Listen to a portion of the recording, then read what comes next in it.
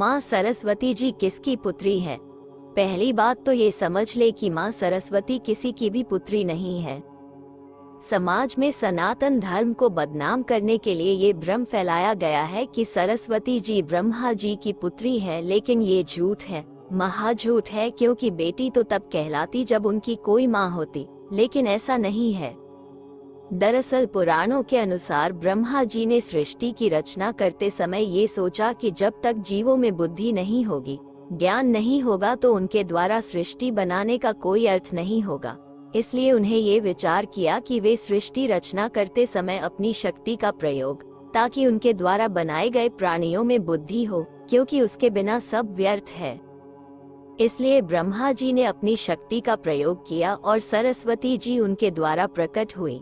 सरस्वती जी के प्रकट होने का मकसद सभी प्राणियों को ज्ञान प्रदान करना था। सरस्वती ब्रह्मा जी की शक्ति है जो स्त्री रूप में प्रकट हुई, अर्थात ब्रह्मा और सरस्वती दो नहीं, वास्तव में एक ही महाशक्ति के दो रूप हैं लीला के लिए।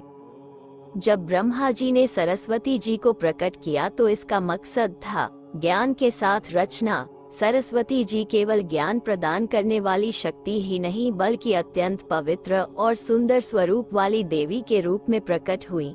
उनकी सुंदरता को देखकर स्वयं ब्रह्मा जी भी मोहित हो गए। उन्होंने ये सोचा कि उनकी शक्ति तो अद्भुत है जो इतने सुंदर रूप में प्रकट हुई है। ब्रह्मा जी ने सरस्वती जी से विवाह करना चाहा। सरस्वती जी नहीं मानी, लेकिन अंत में उन्होंने ब्रह्मा जी की बात मान ली। अब इस कहानी का लोग उल्टा सीधा अर्थ निकाल लेते हैं। यहाँ सरस्वती जी की महिमा गाई गई है और कलयुग के नकारात्मक सोच वाले पापी ब्रह्मा जी का अपमान करने में लग जाते हैं। इसमें सरस्वती जी की महिमा बताई गई है कि वे अत्यंत सुंदर भी हैं और ज्ञान की परम स्रोत हैं, अर्थात पूजनीय हैं। इसका ये अर्थ नहीं कि ब्रह्मा जी खराब मानसिकता के हैं। ब्रह्मा जी ने केवल सरस्वती जी को प्रकट किया, जन्म नहीं दिया। सरस्वती जी का कोई जन्म या मरण नहीं है, वे अनंत हैं। पुराणों में ये कथा भी आती है कि भगवान शिव एक बार एक बालक के रूप में प्रकट हुए जब ब्रह्मा जी क्रोध में थे।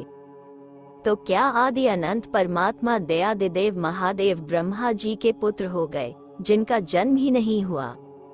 शिव महापुराण में कथा आती है कि भगवान विष्णु भगवान शिव के अग्निस्तंभ से प्रकट हुए, तो क्या आदि अनंत परमात्मा श्री हरि भगवान शंकर के पुत्र हो गए, जिनका जन्म ही नहीं हुआ? उसी प्रकार ब्रह्मा जी कभी भगवान विष्णु की नाभि कमल से तो भगवान शिव के लिंग रूपी अग्निस्तंभ से प्रकट होते हैं विभिन्न कल्पों में। तो ब्रह्मा जी विष्णु जी या शिव जी के पुत्र हो गए क्या? ये केवल लीला है उस एक परमात्मा की जो अनेकों रूपों में विराजमान है तथा अलग अलग रूप धारण करके लीला रचाते हैं, जिसको कई लोग समझ नहीं पाते।